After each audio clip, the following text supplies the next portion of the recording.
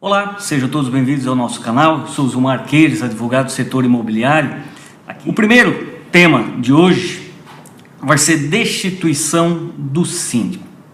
Destituição do síndico. Então, de uma forma direta e objetiva, nós vamos para o artigo 1349 do Código Civil, que trata a esse respeito, que eu vou fazer uma leitura.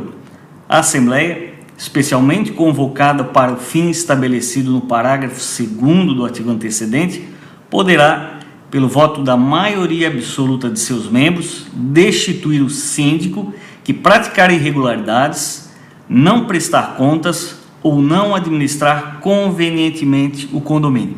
Então, pela redação do dispositivo, nós extraímos aqui 3 requisitos necessários para a destituição do síndico. O primeiro deles, ser designado uma assembleia especial para essa finalidade.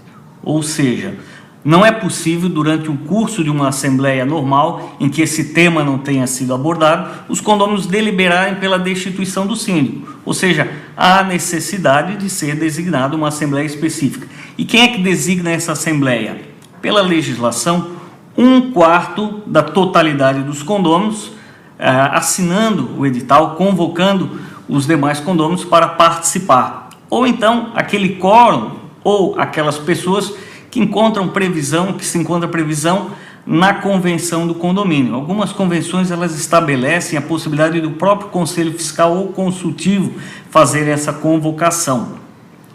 E a razão é bem simples: a necessidade de você garantir ao síndico um direito de defesa, ou seja, impossibilitando assim uma surpresa de deliberações. O síndico que é acusado de alguma situação irregular, ele deve se defender, ele deve ter garantido o seu direito de defesa. O segundo requisito é que essa decisão ela tem que ser motivada, ou seja, não basta os condôminos pura e simplesmente desejarem destituir o síndico. A necessidade de uma motivação, de uma fundamentação. E quais são as motivações previstas no Código Civil? O síndico que pratica irregularidades, ou seja, aquele que se apropria de dinheiro, aquele que contrata trabalhadores e não faz o registro na carteira de trabalho, aquele que sonega impostos, aquele que não presta contas, o síndico que não presta contas. E aqui nós não estamos falando daquela prestação de contas anual, mas daqueles pedidos que são realizados por parte do conselho ou de condôminos a respeito de uma conta específica. As pessoas têm dúvida a respeito de um determinado gasto, vão fazer a solicitação de informações por parte do síndico e ele se recusa a prestar essas informações. E o terceiro, quando ele não administra convenientemente o condomínio. Aqui nós temos uma motivação muito mais ampla do que as demais, né? É muito subjetivo, vai ficar a par de cada assembleia de condôminos decidir o que significa administrar convenientemente o condomínio. Pode ser aquele síndico que não atenda os condôminos, aquele síndico que é desidioso no trato do bem comum, das manutenções que devem ser realizadas e por aí afora. E o terceiro requisito é que seja alcançado um quórum específico para essa destituição. Então essa primeira corrente de entendimento, ela faz uma leitura textual e ela entende, né, que o sujeito da frase, maioria absoluta, aliás, que a expressão maioria absoluta está relacionada ao sujeito da frase, que é a Assembleia.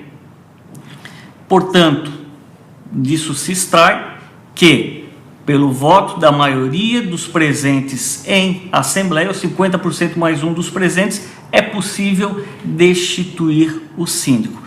Essa corrente ela é a majoritária, é a que predomina nos nossos tribunais e também entre os especialistas, e é aquela que deve ser adotada pelos condomínios, justamente que é majoritária e por uma questão de segurança jurídica.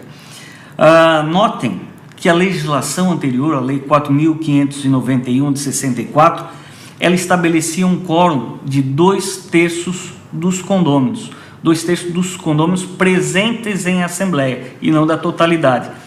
Ou seja, houve uma diminuição do quórum.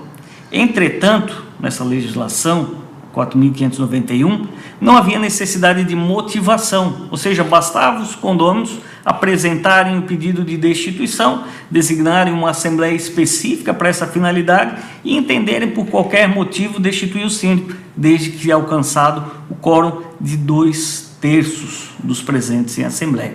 Então, como eu disse, essa corrente é a que prepondera, esse entendimento é que prepondera de 50% mais um dos presentes em assembleia.